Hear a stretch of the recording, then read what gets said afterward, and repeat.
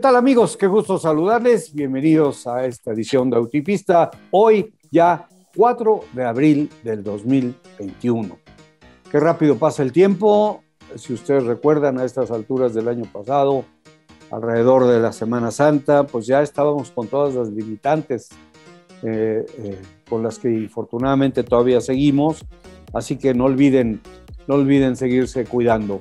Bienvenidos, como doy la bienvenida a mis compañeros Pablo de Villota, Alex Rubio, desde Querétaro Alex, desde Madrid Pablo, y a todos ustedes, como siempre, por estar acompañándonos en esta edición de Autopista, que ya saben, sale por W Deportes, W Radio, después en Spotify y a nuestro canal de Autopista en YouTube. Bienvenidos, vamos a platicar un poco, pues, ecos del Gran Premio de Bahrein. Normalmente no nos da el tiempo suficiente para poder analizar todo lo que sucedió. Sin embargo, de Bahrein hubo situaciones que se siguieron, de las que se siguió hablando y se sigue hablando.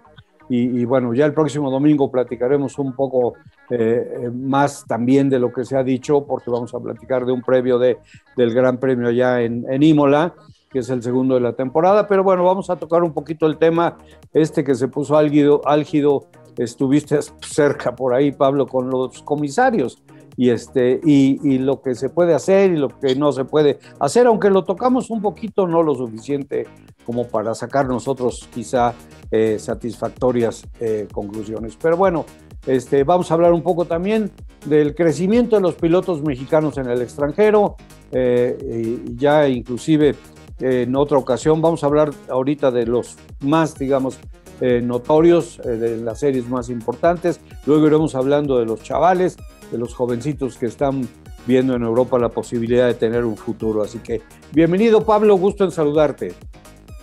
Hola a todos, un gusto de nuevo estar aquí con todos vosotros para comentar tantas cosas que efectivamente, como bien dices, se han quedado ahí pendientes de analizar de la primera carrera de Bahrein.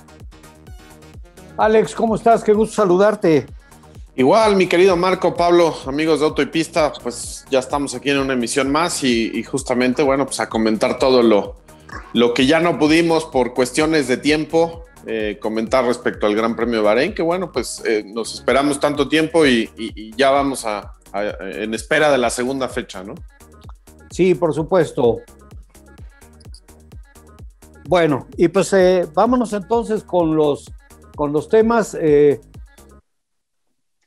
Al final del día, siempre en situaciones como estas hay dos versiones, ¿no? Pues la versión del piloto sancionado y la versión, en este caso, del que rebasó, y la versión del piloto rebasado, en este caso del que, bueno, pues prácticamente había perdido ya el Gran Premio de Bahrein y lo recuperó, que es el campeonísimo Lewis Hamilton, ¿no?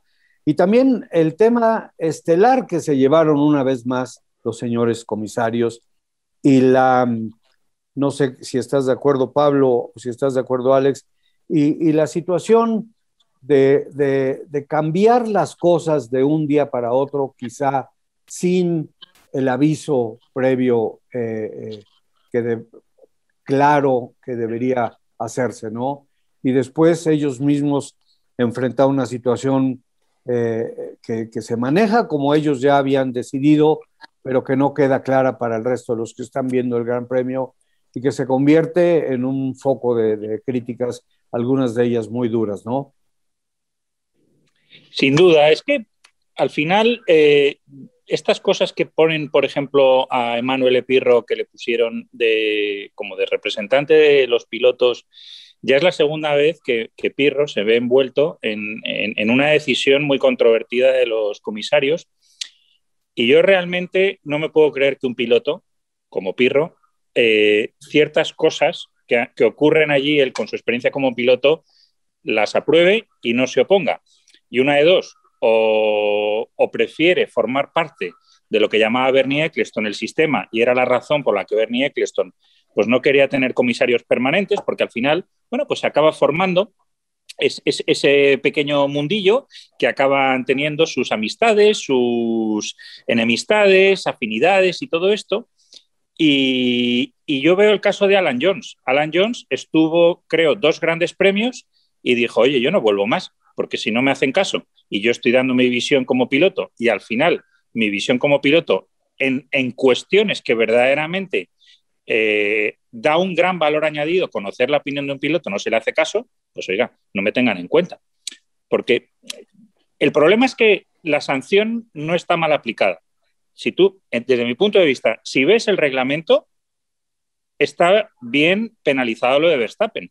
Pero el problema es qué ocurre con todas las veces anteriores que Lewis Hamilton tiene una ventaja indiscutible por todas las veces que sale de pista, por toda esa ventaja que un piloto es el primero que tiene que decir, oye, este piloto se está continuamente sobrepasando los límites de la pista, está obteniendo una ventaja sobre el piloto que le persigue. Si Pirro no lo dice, pues entonces Pirro es un comisario que está, digamos, ya adoptado por el sistema y no vale su opinión, sino que simplemente pues no tiene un criterio realmente qué es lo que tiene que aportar, que a veces es un poco eso que decimos del abogado del diablo. Pues sí, los comisarios se saben al pie de la letra el reglamento, pero tienen que escuchar la voz de ese piloto que diga el matiz ese de por qué ocurren las cosas. Si Lewis Hamilton sobrepasó 29 veces los límites de pista, pues hay algo que no me encaja. Y además recordemos que es que ya viene de lo de Canadá, que fue otra decisión un poco también un poco incomprensible, de decir, bueno, ¿dónde está el criterio?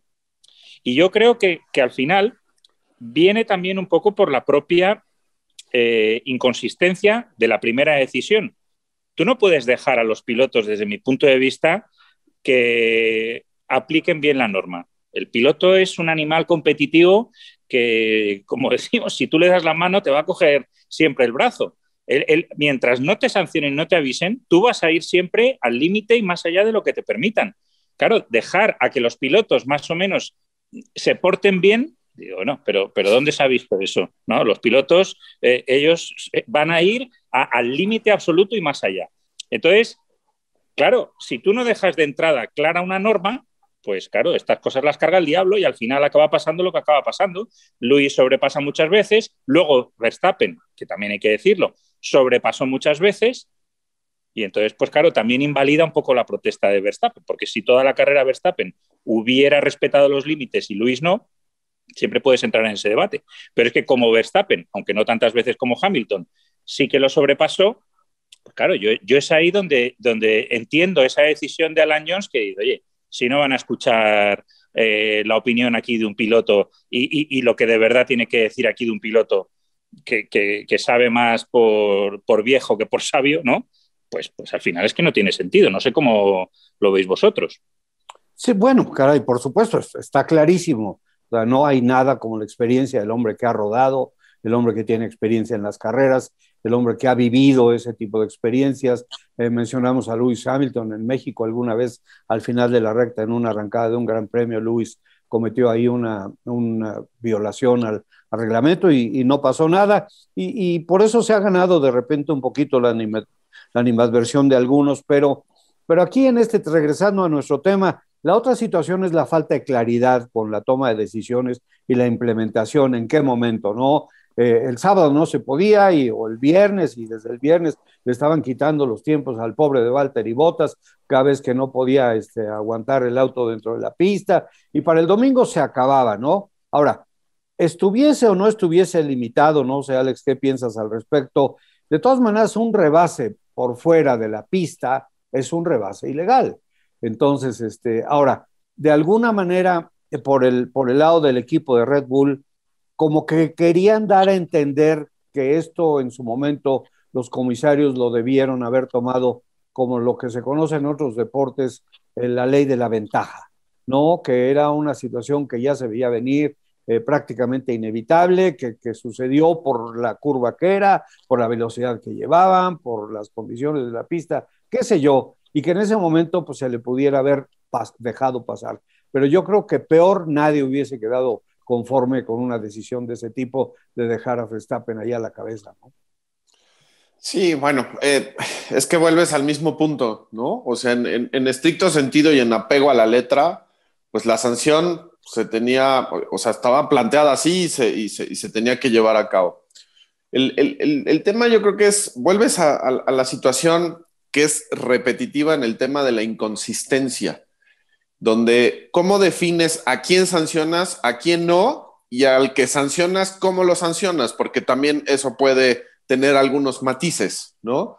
Y en el caso de Luis, pues él es el que no se sanciona, el que siempre lleva como esa ventaja, y que también hay algo cierto, cuando Red Bull de alguna o de otra manera empieza a detectar que se está saliendo y saliendo consistentemente de los límites de pista y le hace un llamado de atención a dirección de carrera, pues ya no les queda justamente pues algún justificante como para lo que ellos en determinado momento hicieron ya al final de la carrera, en el caso de Max. ¿Entiendes que es la parte donde tienes que jugar con el espectáculo que nos lo brindó, por supuesto, Max y Luis al final de una carrera que era inexorable el acercamiento ya de Verstappen sobre Hamilton?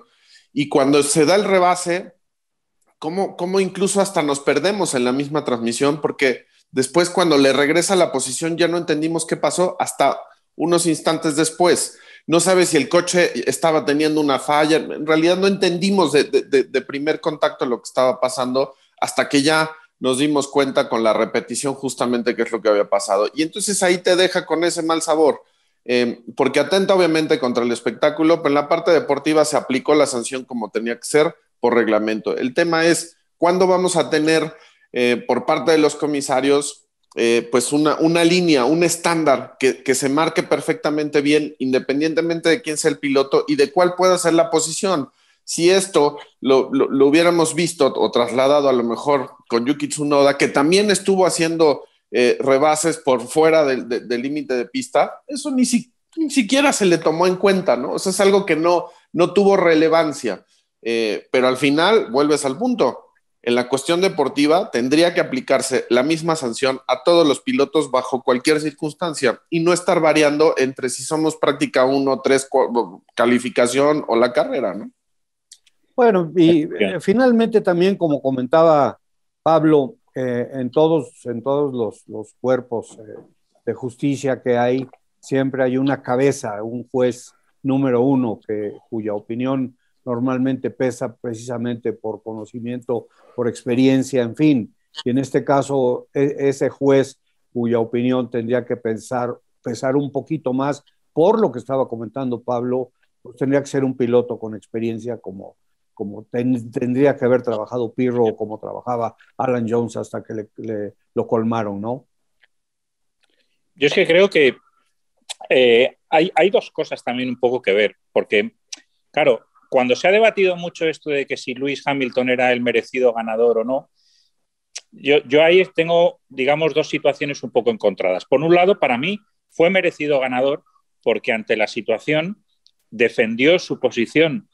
Difícilmente se puede hacer mejor de cómo lo hizo. O sea, forzó el error de Max Verstappen. Max Verstappen podría haber esperado a lo mejor a la recta y con el DRS haberle adelantado tranquilo. Se precipitó, pero eso también es la inteligencia de Luis de llevarle un terreno. Yo estoy convencido que ese gran premio, un Alain Prost nunca lo hubiera perdido, porque le hubiera llevado a Hamilton a que fuera al revés, a forzarle a Hamilton a haber hecho el error, y no a la primera que llega Verstappen, pues que ocurra esa situación. Entonces, en ese sentido, siempre lo de justo o injusto es un poco relativo. En ese sentido, para mí, Hamilton sí fue justo vencedor, porque Verstappen quizá pudo haberlo hecho mejor y Hamilton no. Pero desde el punto de vista de lo que son las sanciones, a mí me hace mucha gracia toda esta lucha de Hamilton con el racismo y todo esto, porque aquí no hay un tema de racismo, sino que hay un tema que siempre, en este sistema de la Fórmula 1, casualmente al británico siempre es al que se le acaba favoreciendo. Y al final, pues esto pues es como lo hemos visto en tantos mundiales de fútbol, que a las grandes selecciones siempre le dan ese penalti que casualmente la balanza cae siempre de esas selecciones. Siempre en esos deportes en donde, como es el caso de la Fórmula 1, que está ese dominio británico tan grande, pues siempre, casualmente, la balanza acaba cayendo del lado de Hamilton, y es que no es de ahora, es un tema que viene ya de muy atrás, que siempre ha sido mucho más beneficiado. Entonces, claro, te hace gracia esa paradoja de decir, bueno, aquí está Hamilton muchas veces como siendo la víctima del mundo contra mí, y habré que decirle, bueno, Luis, a ver, si ha habido un piloto aquí que el sistema, por llamarlo a todo lo que es la Fórmula 1, que el sistema te ha protegido y te ha beneficiado y la balanza se ha ido muchas veces más de tu lado que el de otro,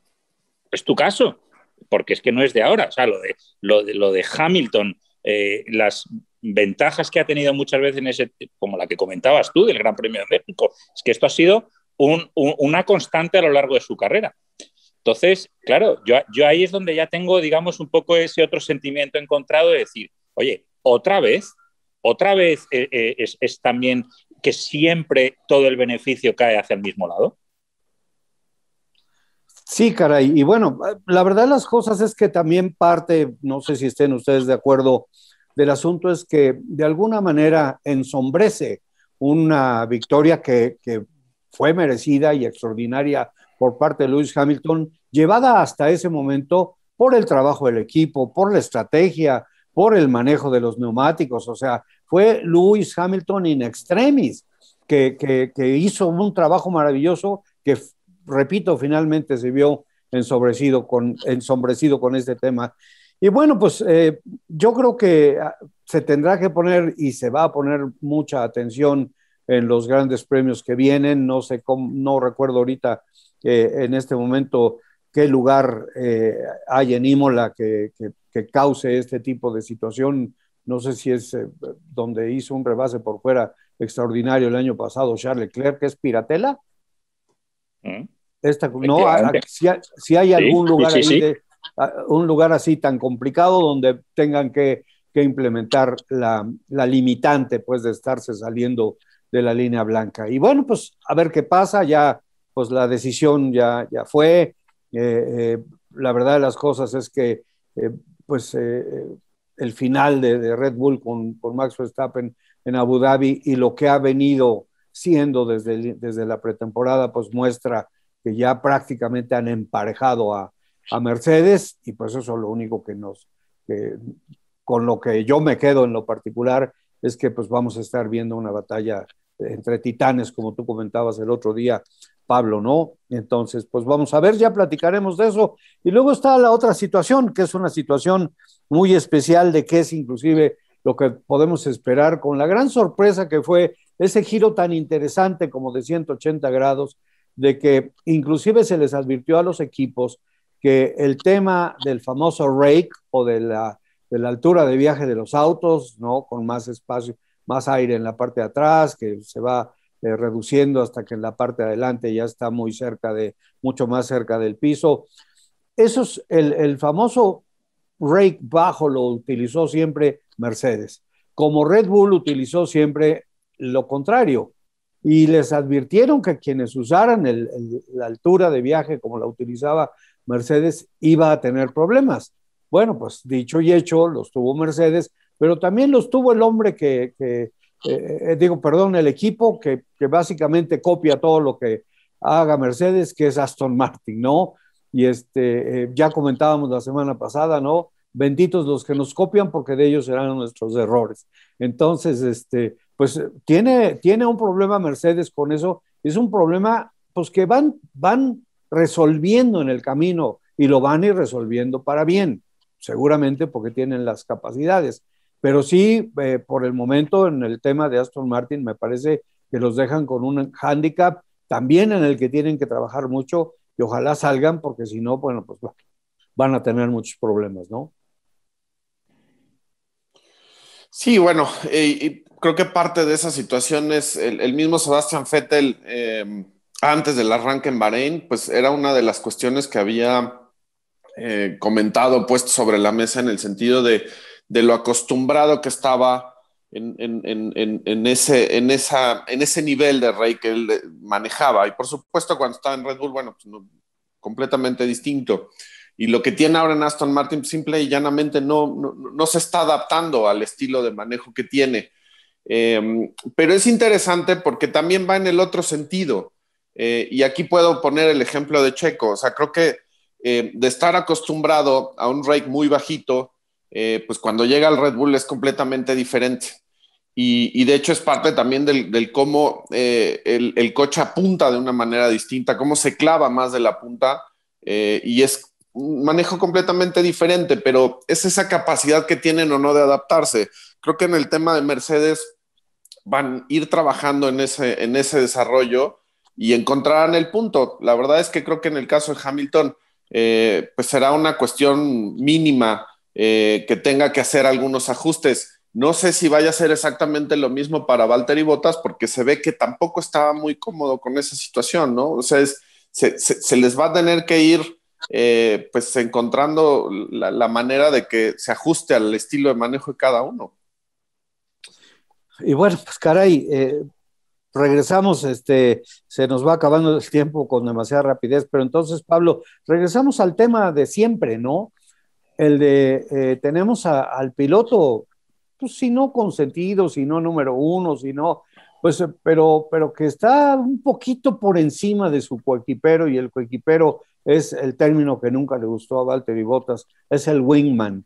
Y Bottas seguirá teniendo ese tipo de problemas por la concentración que hay en Lewis Hamilton en el equipo, que me parece que la hay, como la hay en el tema de Max Verstappen, que además, bueno, pues conoce muy bien el auto y esa situación de manejarlo críticamente en la entrada y salida de las curvas, con la rapidez que requiere de apuntar, de frenar, apuntar, y tan pronto prácticamente estás pasando por el ápice, ya estás acelerando, que es algo que ha sido un talón de Aquiles tanto de Pierre Gasly como de Alex Albon, y que podría ser un problema para Checo Pérez si no lo resuelve, ¿no? Ahí yo creo que hay varias cosas. Primero, me ha hecho mucha gracia, pero volvemos un poco a lo que decíamos antes. O sea, ha tardado muy poco tiempo Lewis Hamilton en ponerse un poco en el papel de víctima, de decir, es que han ido a por nosotros, han ido a limitarnos nuestra ventaja. Y habría que decir, pero vamos a ver, Luis, ese motor que tú tienes, si hay alguien que se benefició de esa reglamentación antes que nadie, fue Mercedes. Entonces, ¿cómo tú te puedes, o sea, si hay alguien que tiene que estar callado después de que te han dado esa reglamentación, te ha dado el dominio de un motor más grande de toda la historia de la Fórmula 1? O sea, ¿cómo puedes venir y quejarte y ponerte en el papel ese de víctima, de que han ido a limitarnos y ahora favorecen a los coches con el rake alto mientras nosotros tenemos el bajo? A ver, esto ha ocurrido toda la vida, pues como cuando había coches en su época con el efecto suelo que lo tenían dominado y de pronto prohibieron las faldillas, como habría constructores que tenían dominado el motor turbo y de pronto prohibieron el motor turbo. Esto ha ocurrido siempre en la Fórmula 1, pero ya siempre es un poco es ese papel un poco de que hay que ponerse pues de víctima.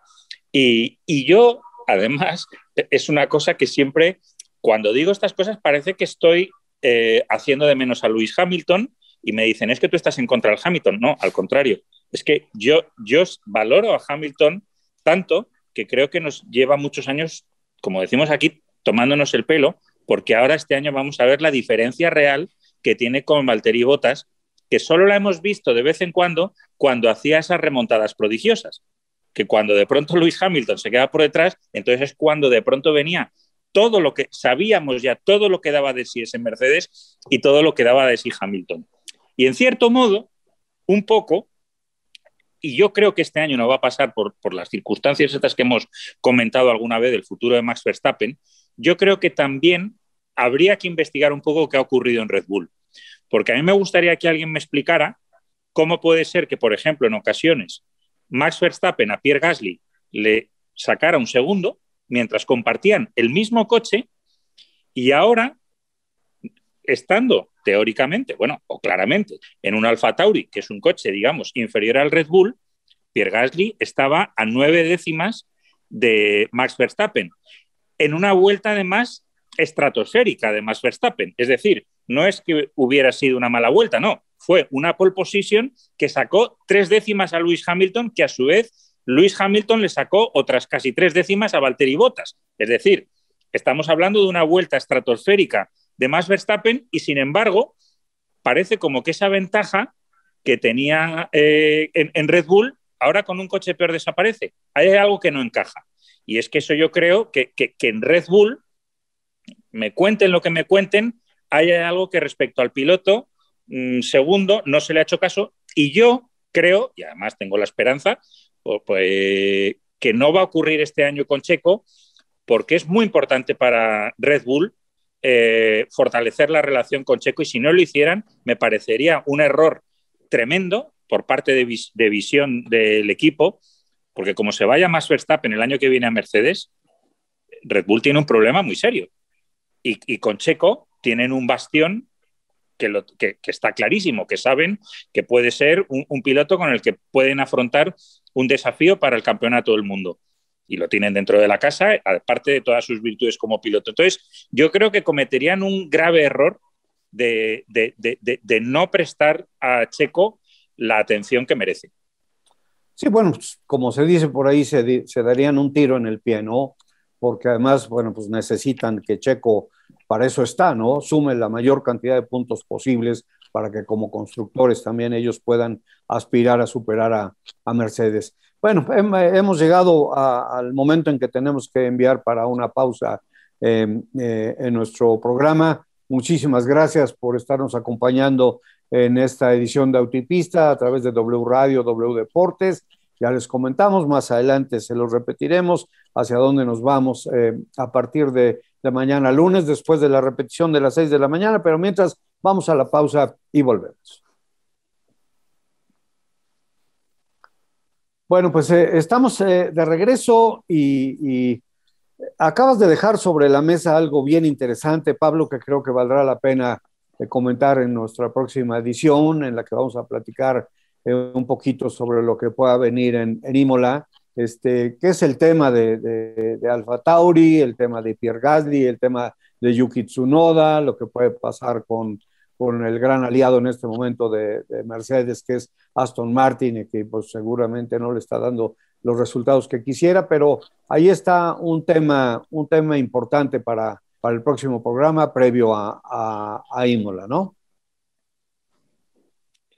Sí, por supuesto, creo que lo que ha hecho Alfa Tauri sin duda es destacable, y me parece que creo que en el caso de Gasly todavía le queda pues bastante tiempo como para seguir poniendo de manifiesto el hecho de que si lo cortaron de Red Bull no fue por una falta digamos, de rendimiento en la cuestión personal, sino que simple y llanamente el equipo lo fue relegando, lo fue olvidando, y les está dando, yo creo que una lección.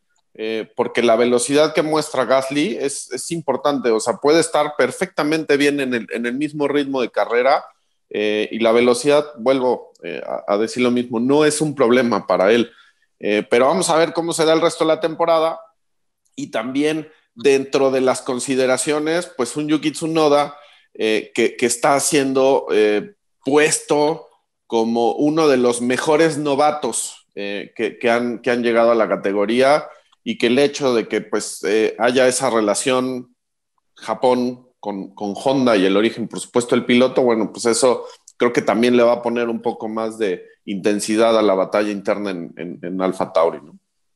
Sí, bueno, y también tiene un poquitín que ver con lo que comentaba hace un momento Pablo, a dónde va Max Verstappen en la próxima temporada, y si ya las baterías, digamos, de abuelito bueno, las dobló Helmut Marko sobre Yuki Tsunoda, comentando que es un diamante en bruto al que tienen que pulir porque seguramente va a ser el primer campeón japonés de la historia, etcétera, etcétera.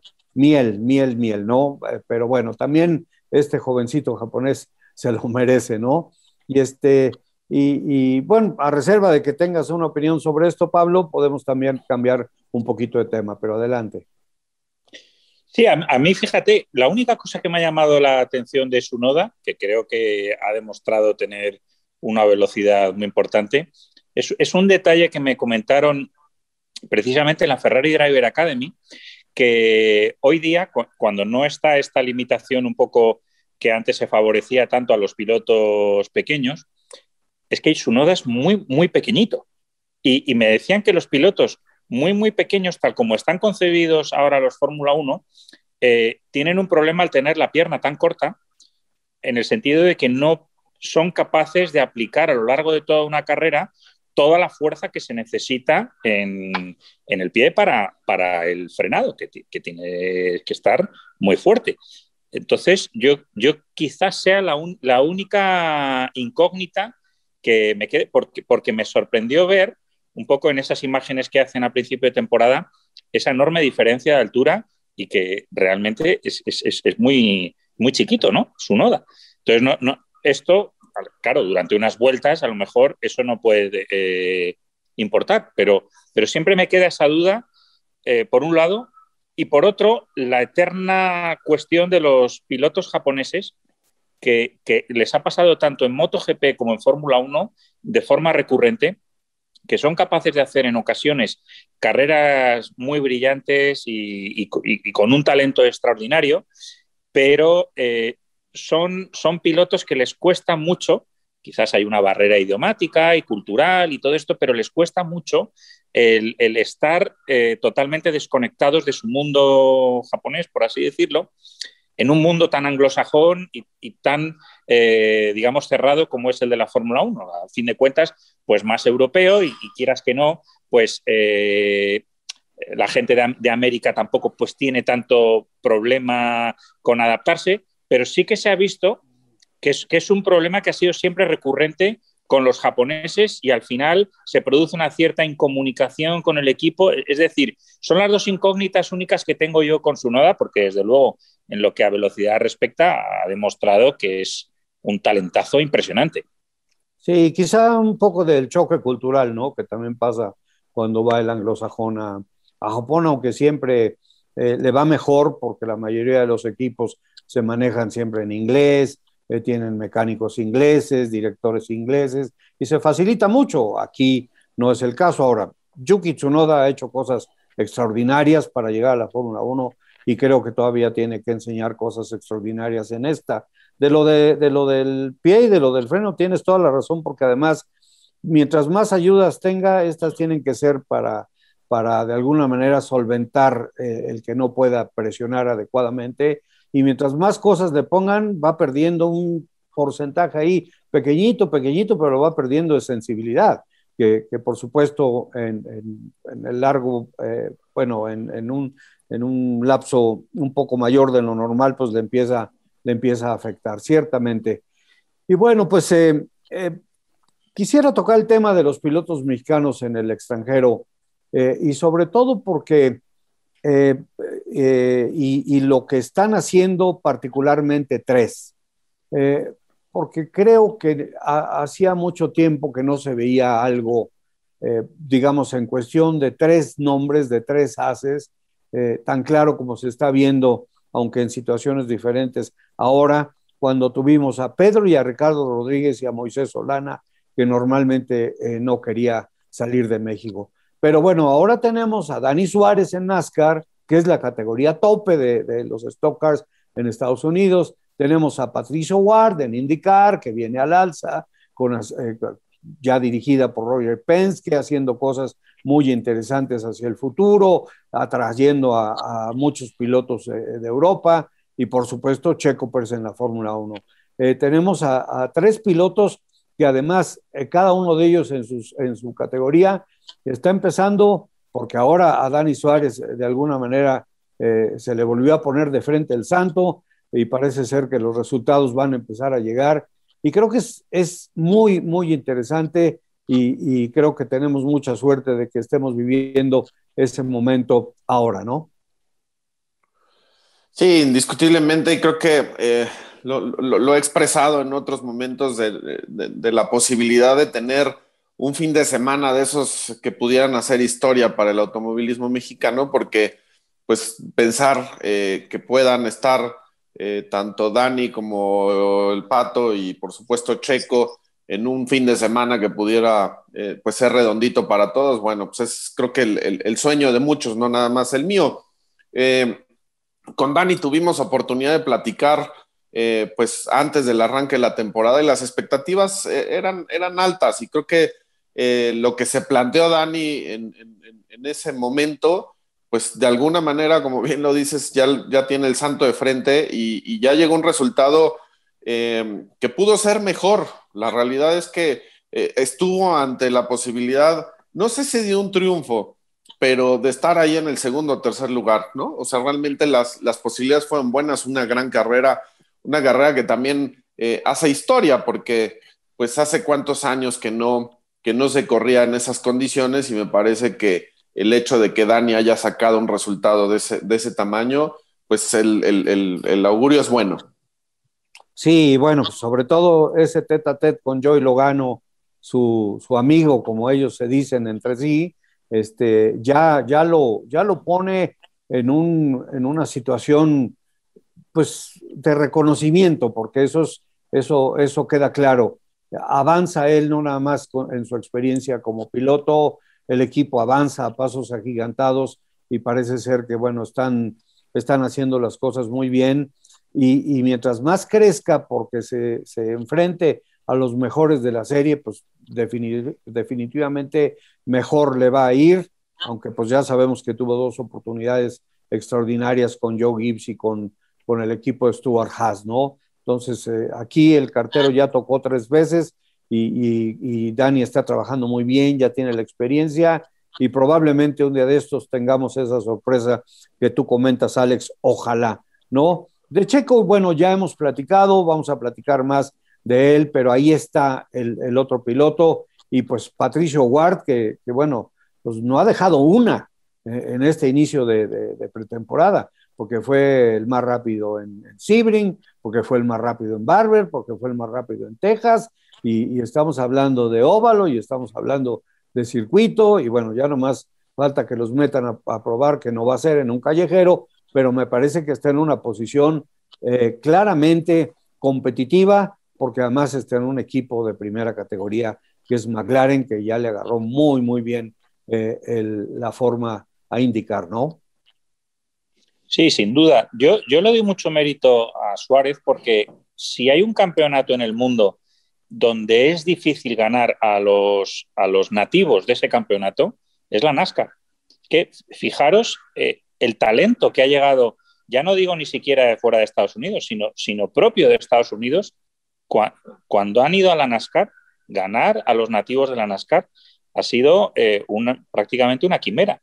Entonces yo creo que lo que está haciendo, veamos también el caso de Juan Pablo Montoya, que es que nadie va a dudar de su talento, es un talento prodigioso, y las dificultades que tuvo. Es que si hay un campeonato donde eso se pone difícil, es en la NASCAR. Yo creo que tiene mucho mérito.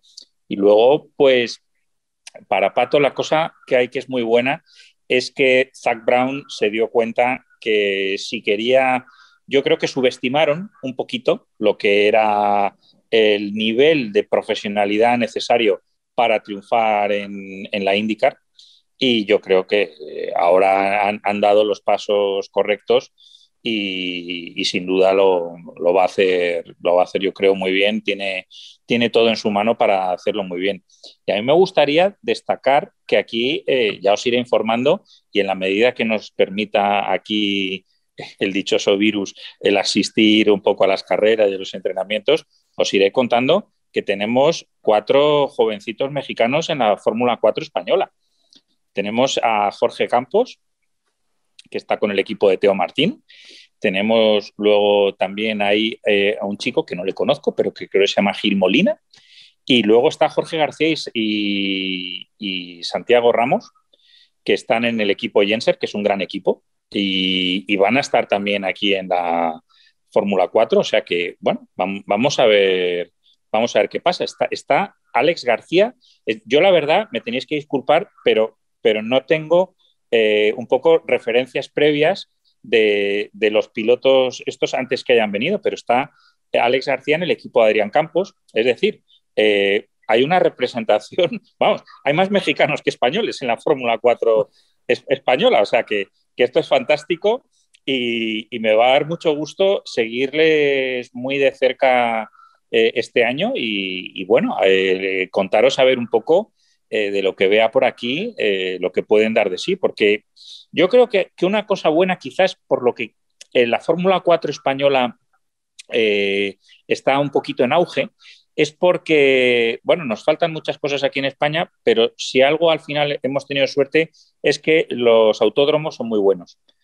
Hubo mucha inversión pública, hubo al final una fiebre durante el comienzo del nuevo siglo de tener pistas para tener la Fórmula 1 y entre el clima y un poco las buenas pistas, pues son circuitos muy, muy buenos y eso yo creo que es un poco al final lo que buscan todos los equipos europeos y pilotos de todo tipo que al final dice sí, el campeonato italiano es muy fuerte, pero salvo Imola y a lo mejor Monza, que en un Fórmula 4 no es indicativo porque son, por así decirlo, es un circuito de altísima velocidad donde sobra circuito por todos los sitios, el único un poco relevante que pueda tener cara al futuro una indicación, pues es Imola. Pero aquí en España pues tienes mucho más, incluso teniendo en cuenta que está Portimao, que ahora también es una pista que o hay Gran Premio o hay test de Fórmula 1. Con lo cual, en el sentido de crecer hacia la Fórmula 1, pues bueno, es un entorno yo creo que es muy positivo. Sí, definitivamente, y tienes toda la razón. O sea, aparte de Montmeló, por supuesto, está Valencia, el Ricardo Torno, está Jerez, está Motorland Aragon. O sea, sí, realmente España es un país en este momento muy afortunado en tener todas esas pistas que son de primera categoría. Ya iremos platicando de estos chavos o chavales, como le dicen por allá, a estos jovencitos. Voy a sacar un poco más de información que voy a compartir con ustedes respecto de dónde vienen, ¿no? Y qué pensamos, hacia dónde van, y en algún momento quizá tengamos la oportunidad de platicar con alguno de ellos o con todos poco a poco, porque creo que vale la pena, ¿no? Y para, antes de cambiar un poco brusca y drásticamente de tema, porque creo que es importante escuchar la opinión de ustedes, pues bueno, tenemos a Memo Rojas en la European Le Mans Series, tenemos a Ricardo Sánchez que va a la GT allá en Europa, tenemos a Roberto González que va a correr en el Campeonato Mundial de Duración, y tenemos a tres pilotos mexicanos que me parece que va a ser muy interesante verlos trabajar en el trofeo Lamborghini, que son Raúl Guzmán, que son Diego Menchaca y ahora Miki Dorbejer. Yo creo que ahí vamos a tener oportunidad de ver algo muy interesante. Depende, por supuesto, de los equipos, ¿no? Pero creo que el tema de los pilotos mexicanos, como tú comentabas, Pablo, pues realmente ya no se enfoca únicamente en España, sino también en la otra parte del bloque europeo. Y pues ya estaremos, por supuesto, platicando de ellos. Y ahora, ya nada más si me permiten, porque creo que es un tema muy importante, porque es un tema del momento, es la carrera de Extreme E.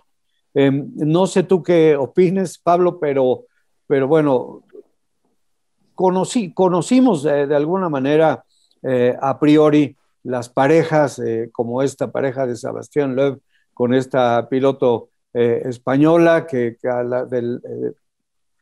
para quien se deshace Sebastián Loeb pues halagándola, ¿no? Reconociéndole y otras combinaciones interesantes en una competencia que pues no sé qué tanto futuro le puedas ver, Pablo, pero para mí ahí el negrito del arroz es como quizá vivamos en México, como quizá vivan ustedes en España, no lo sé en realidad, de la repetición de los pilotos ya muy experimentados que siempre van a caer a todos los asientos de todas las nuevas series y no podemos tener una especie de refresco en el tema del talento y se quedan una gran cantidad de muchachos que si, bueno, ya de la Fórmula 3 no pudieron ir a ningún lado, pues a lo mejor pues darles oportunidad en este tipo de categorías, como empezó a verse un poquito en la Fórmula E, pero de repente aparecen los grandes dinosaurios que se quedan con todo. Mira, yo, a ver un poco, no sé qué pensaréis vosotros. Yo vaya por delante mi admiración por Alejandro Agag como promotor de la Fórmula E y ahora promotor del Extreme E, porque me parece que es un genio. Realmente lo que hace es que no inventa nada. Porque, a ver, hay muchas cosas que a mí me estaba contando todo este fin de semana, como de la Extreme, como si fuera la gran disrupción del automovilismo. Y yo digo, a ver, que aquí ha habido cosas como el Camel Trophy en su época, o está el Rallycross. O sea, que todo esto está inventado, que aquí no pensamos que nadie ha reinventado la rueda. Pero la gran habilidad que tiene Alejandro Agag, quizás porque, bueno, pues porque viene del mundo de la política y sabe muy bien cuáles son las teclas exactas que hay que tocar para que las cosas adquieran una dimensión, él tiene una receta que no falla, que es nombres reconocibles y las cuestiones políticas que importan. Luego, ya no importa mucho que realmente si rascas un poco, realmente ni los Fórmula E ni los Extreme son tan ecologistas como parece. O sea, realmente ahí había unas toneladas de generadores para cargar las baterías. O sea, de ecológico no tiene nada, pero ya el mensaje es como que estamos haciendo algo por el mundo. Y ojo, insisto, que no estoy criticando, que me parece muy bien, pero al final dices, bueno, pues si ahora el tema de la mujer es muy importante, pues entonces hacemos una combinación de pilotos, hombres, mujeres, entonces tocamos, como se dice aquí, con el flamenco tocamos todos los palos. Y al final, pues tienes las marcas, tienes la televisión y tienes un producto que al final estaba muy inventado, pero de la forma que lo ha puesto, pues es muy vendible. Nico Rosberg, sus relaciones públicas, pues hacen el resto y traes a Jenson Button, a Nico Rosberg, Lewis Hamilton, un montón de equipos, Sainz, Loeb, y entonces al final pues ocurre lo que ha ocurrido en la Fórmula E y un poco aquí, que al final pues es verdad, es un freno pues para que a lo mejor no se renueve esto, pero es que la receta él lo tiene muy claro. Es decir, si yo pongo nombres muy reconocibles, yo estoy todo el día generando noticias. Lewis Hamilton monta un equipo en el Extreme con Sebastián Loeb y Cristina Gutiérrez, y Cristina es un tesoro de mujer, un, una piloto impresionante. Tengo mucha amistad, además, Cristina concretamente era muy amiga, muy cercana a mi prima María. Y además ella, Cristina y Carlos Sainz, llevan siempre en su casco la estrella de María. Entonces les tengo un cariño enorme. Pero bueno, es un poco esta situación que al menos dentro de todo esto, y bueno, pues al menos para las chicas, pues sí que es una oportunidad para que empiecen a ganar notoriedad, con lo cual a mí de todo este invento que se ha hecho, la nota más positiva que acabo encontrando es que al menos se le empieza a dar a las chicas una oportunidad para tener, bueno, pues un espacio donde sí que es verdad que empiece a haber un poco más de interés por parte de patrocinadores en el mundo de las mujeres en el automovilismo. Pues, ¿qué creen? Ya se nos terminó el tiempo. Alex, pero por favor, tu opinión, porque ya también, ya tenemos que despedir. Bueno, yo coincido plenamente con lo que dice Pablo. La fórmula que aplica Alejandro Agag Es un lo buen que ha tipo, emprendido a mí me cae muy bien. es sin duda encaja perfectamente con el tiempo, con los tiempos que vivimos, ¿no? Porque el streaming también es un tema donde la industria automotriz en general está como migrando de los coches, de los sedanes hacia los SUVs, ¿no? Entonces es esa cuestión, incorporar a más mujeres, manejar el tema ecológico, que bueno, es debatible en muchos sentidos, y más llevado al extremo del deporte motor, ¿no? Porque todavía siento que está con alguna distancia importante en cuestión de rendimiento, ¿no? Pero bueno, creo que una fórmula desde el punto de vista comercial, de negocio, y que va a permanecer. Sin duda, yo creo que está yendo por el camino correcto. Ya veremos en el paso del tiempo cómo se incorporan nuevos nombres, cómo se van construyendo pues nuevos talentos y quizás hasta otras leyendas, ¿no? Pero es cuestión de darle tiempo, todavía le falta. Pues sí, todo políticamente correcto, La realidad es que es muy inteligente Alejandro Agag en ese punto. Y tanto así que Jean Todt, el presidente de FIA, se subió al tren y han sabido explotar esto muy bien con los fabricantes de autos, con los patrocinadores y todo. Pero bueno, bien por ellos, porque además crece el automovilismo deportivo, crece el enfoque, la atención de los aficionados sobre Eso es lo importante. Y se va sobre las otras categorías. Creo, Pablo, que efectivamente eso viene siendo lo más importante. Y bueno, pues se nos ha terminado el tiempo, qué lástima.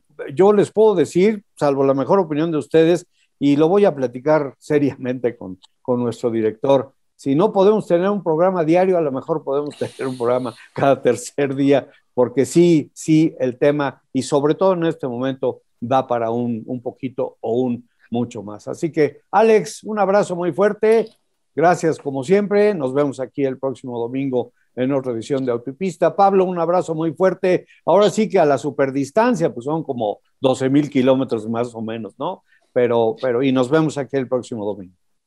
Nada, 12,000 kilómetros, pero siempre tan cercanos. Un gusto estar hablando ahí siempre con vosotros. Abrazo fuerte. Por supuesto, gracias Pablo, gracias Alex, y gracias por supuesto, como siempre, a todos ustedes, amigos, por acompañarnos aquí en Autopista. Son, como aficionados, como radioescuchas, lo más importante para nosotros. Así que, primero que nada, después de las gracias, la invitación para que estén con nosotros el próximo domingo en la siguiente edición de Autopista, que nos sigan a partir de mañana, ahí buscando en Spotify, que nos busquen en el canal de YouTube, para que puedan también divertirse un rato aquí con la imagen de quienes hacemos esto por ustedes. Y bueno, pues nos vemos entonces en el próximo domingo. Gracias a aquellos que van en el auto y nos están escuchando, sobre todo ahora en el regreso a las vacaciones. Y quien va tras el volante, simplemente no olvide, sea justo que no todos manejan tan bien como usted. Soy Marco Tolama, gracias por acompañarnos, gracias Pablo, gracias Alex, hasta la próxima.